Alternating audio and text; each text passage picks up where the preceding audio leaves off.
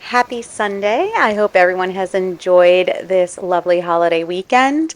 I know I did. I was at the beach all week with my family, but now I'm back to give you guys some amazing upcycled wood projects. Let's get started. I had these three pieces that were like this. They actually were one of those radio flyer wagons. These were like the inserts that are on the sides.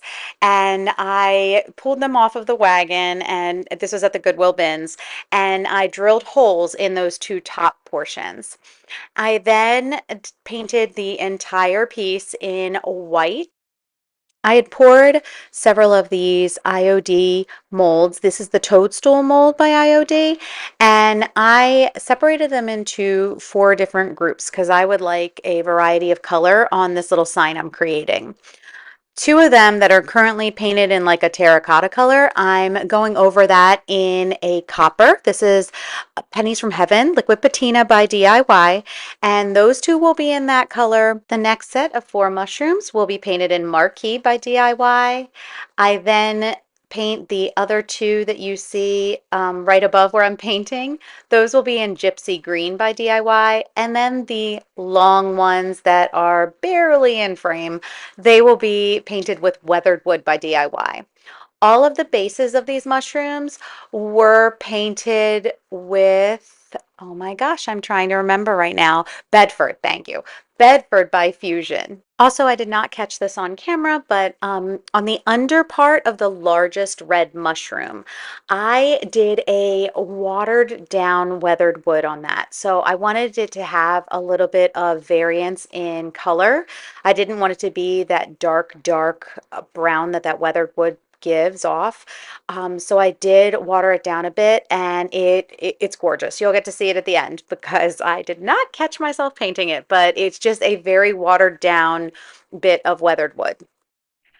I used some Tight Bond Quick and Thick to glue all of these pieces on. I will say that when I did the molds, I didn't realize that I didn't fill the each of the molds enough for it to be a flat top. So what ended up happening was that I think two of the mushrooms, the one that you see me working with right now, ended up popping off because there was a little bit, it was a little concave on the inside of that casting.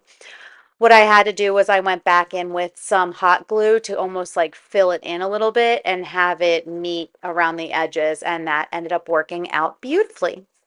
I then took some antiquing glaze by Fusion, and I started by just covering the distressed ends, I guess, the hanger pieces with that glaze, but I decided to go and do the entire piece. I felt that that white was such a stark white and didn't really fit with the vibe of the distressed and aged appearance of the two pieces of wood that are used for the hanger.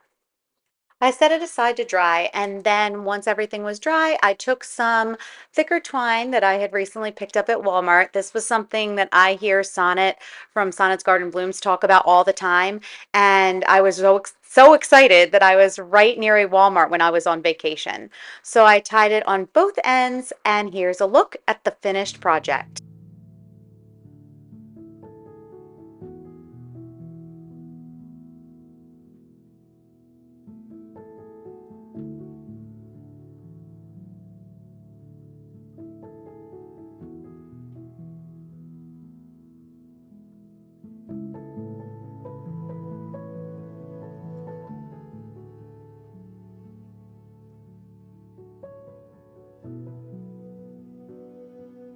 For our next project, I will be trying a paint inlay. I have been trying paint inlays for a while now, just off camera, but I think I got this one figured out.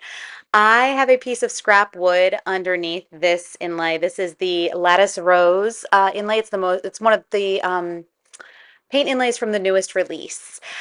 I got this off from Sammy at unicorndustdesigns.com, and I am cutting it to fit the scrap wood. It's a little bit longer, so I do end up cutting off that little edge at the end. I want it to fit almost exactly compared to decoupage paper, which I'm more comfortable with and used to working with. This, when you're working with paint inlays, you want it to be the same length as your project. And I was so nervous about getting this project done right that I completely forgot to make sure I had my camera angle right. So I apologize for that. I am painting this piece of scrap wood with a second coat of white Swan, and when I go to put my inlay on, the paint will still be damp. I also sprayed the paint inlay on the paint side with water. So I misted it and laid it to the side, and now I'm painting that second layer. Then I will be placing it down right into that paint. The only thing that I've learned, or one thing I've learned that is that was not as successful for me before, was I had kept hearing, make sure you give it a good coat of that second coat of paint. I ended up making it too thick, and so when I would press the inlay into the wood or into the project, it would almost like smush, and you would see some of like the wrinkles from the paper in the paint. So I was a little bit more mindful this time to make it an even layer of paint, but not make it so thick. After I lay it down, I press it into the wood. Again, I'm sorry about this camera angle. I will tell you that this scrap wood that I have is actually a piece of crown molding, and it does have an insert in it. So I had to press into those parts of it so that the inlay would get into the little dip that's in the scrap wood. Once that's done, I set it to the side for, I think it was about an hour before I come and work with it again. Once that was dry, I laid my piece down, and now I am misting it again with some water to almost reactivate that paper so it'll be easy to peel up. I wipe back some of the water. It is very important to be cautious because that paint that is in the inlay can be reactivated with water and can smudge. So I'm doing this very, very carefully. I then slowly peel up the paper and reveal one of the most satisfying things, in my opinion, the inlay that is underneath. And it finally is one of the best time like projects I've done with an inlay. I will say I've done a few other ones. I'm not sure how much I've caught on camera, but this is by far the best one that I've done. So I'm very, very excited about this piece. I use some quick resin, the 10-minute hardening resin, and I cast these molds from the invitation only mold by IOD, and I am painting them with bronze, which is a metallic paint by Fusion. I then end up covering it with some golden rule by DIY because I wanted to lighten it up a little bit. I It didn't give me the exact effect I was looking for. Like I wanted a little bit more of a contrast so you could see some of those details, but I liked it the way it was. And again, it's my first time doing a lot of this stuff, and I wanted to make sure that I didn't try too hard and end up messing something up. The right is the one with the golden rule, and the left is just the bronze by itself. I set those aside to dry, and I took that piece of scrap wood outside and sprayed it with a clear matte sealer. And now I'm taking some Titebond Quick and Thick and gluing all of those pieces onto my scrap wood, which looks like wallpaper. One of the things that I loved about this specific mold is that my husband and I, since our wedding, have on our anniversary every year gone to Crazy Cats, which is this adorable restaurant near us. It's like a really small, like snazzy little place, and very fancy, and they have the entire place decorated in this style, like a lot of these picture frames, pictures and photos with animals in, like, those type of like soldier costumes or whatever. Like it's this was so nostalgic for me, and just something that I feel like I would treasure purely because of that, even though this is so not my style as far as like what I typically would decorate my home with. So it's definitely more of just like something sentimental for myself and my husband.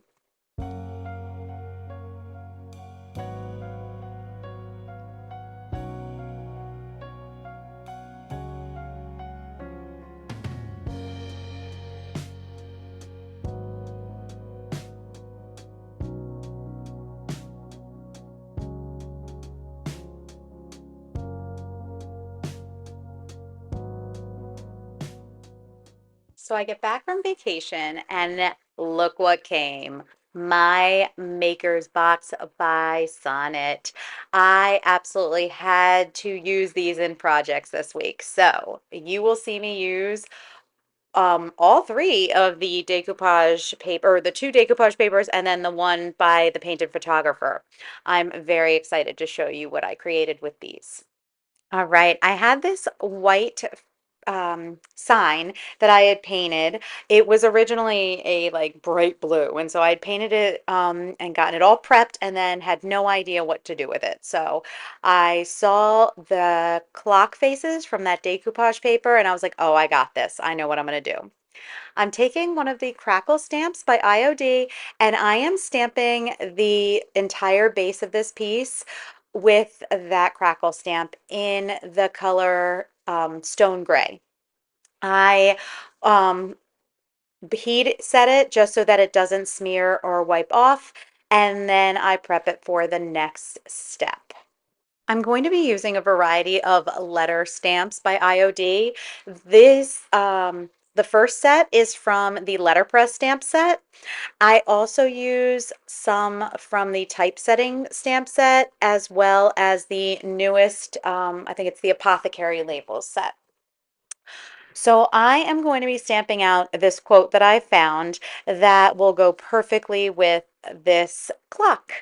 I originally thought I was going to decoupage that clock on directly onto the sign in that bottom left corner, but as I tried to sort out all of the words for this quote, it just didn't fit the right way. So I ended up I figured out something that I feel was even better than my original plan. So I'm sorting out all of the letters onto this piece and then we will stamp those on and you will get to see what phrase I found.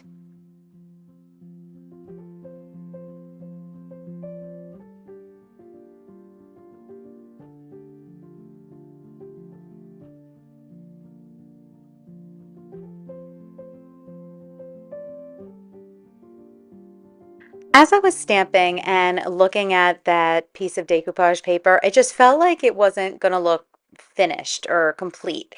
So I had an idea. I grabbed this coaster. I actually picked up a set of them. There was a set of 6 inside of a container, which you'll actually see in a DIY later in this video.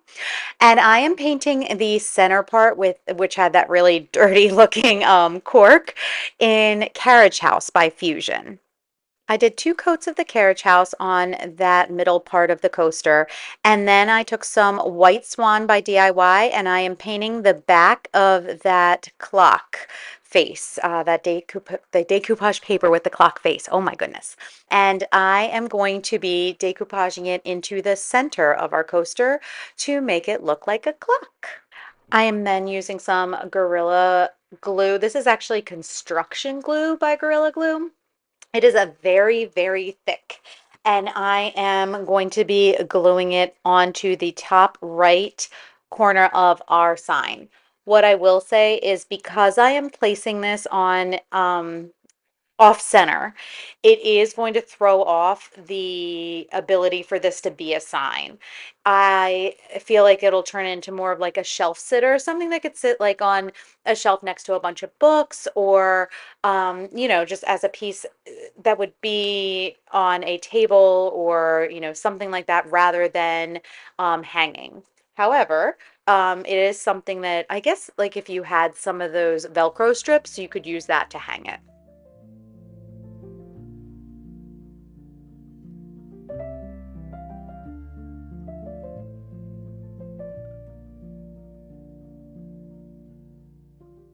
Remember how I mentioned there was this container with all of those coasters that I used from the last project? This is that container, and I have it painted in raw silk by Fusion. And now I'm just using some liquid patina, and we are going to decoupage on this gorgeous Rocycled decoupage paper. Probably one of my favorite ones. I believe this is the Butterfly Masterboard, but I might be wrong. Either way, I promise I will have it linked in the description box below. I took two parts to it, and I'm putting one on the back side. This is the back side of that kind of coaster box.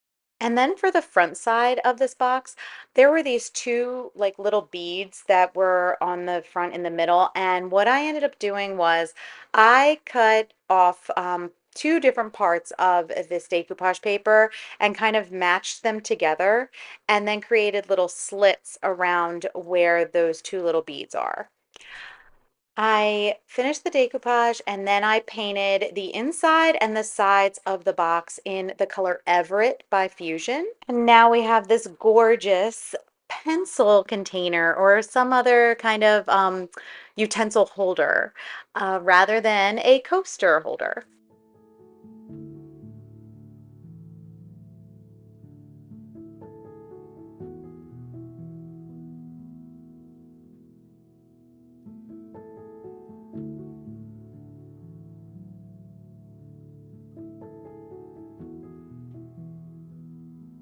I had this frame in my stash. I had previously painted it in, I don't know, it might have been it looks like a blend of Woodwick and maybe raw silk. I am taking the color Damask by Fusion. And my goal here is to try to take all of Sonnet's, all of the decoupage papers that come in Sonnet's box. She always provides like colors that can coordinate with them. But I have so many colors of DIY and fusion paint in my stash. I actually am challenging myself each month to find other colors that I feel also coordinate with those papers. So I am painting the entire frame in the color Damask. I found a set of these picture mats borders in the Goodwill bins, and I am going to be taking this one, which I originally was just going to paint the outer portion of it in Victorian Lace by Fusion, but it was just way too complicated to avoid the inner part and then try to consider a different color for that. So in the end, I just painted the entire thing in Victorian Lace by Fusion.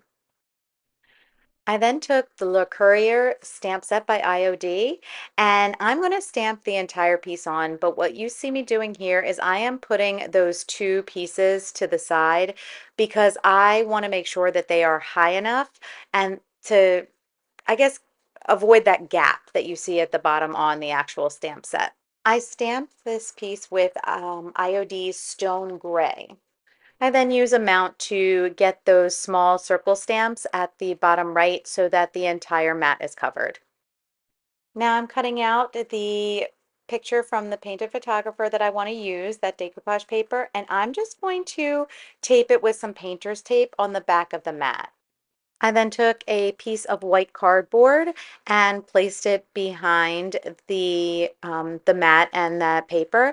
And now I'm just using that painter's tape to tape it to the back of the frame. And then this project will be complete.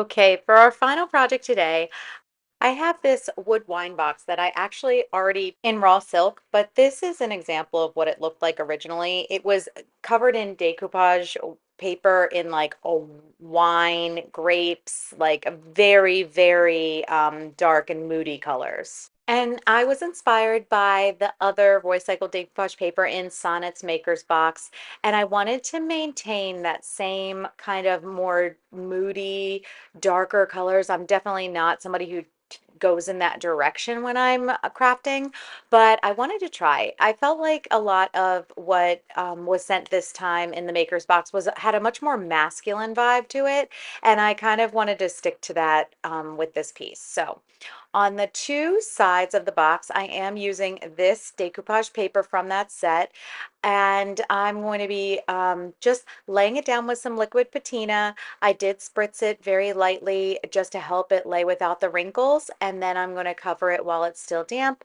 with the liquid patina on top, and then set it aside to dry. And after it is dry, we will sand down those edges. Now I'm going to be taking Woodwick by Fusion, and I'm going to paint all of the parts of the box that have not already been decoupaged.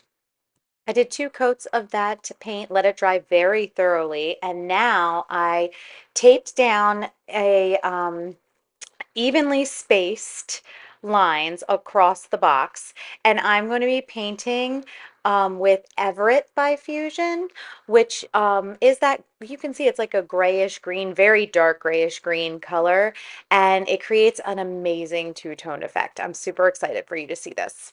I will say that the key here is to be very gentle while you're painting those strokes on the second layer, because that will ensure that when you peel it back, there's no bleed through. And look how beautiful that turned out. I took the hardware that was originally on this piece and brushed it with that gold gilding wax by DIY and replaced it all. And then this, my absolute favorite project from today's video, was complete.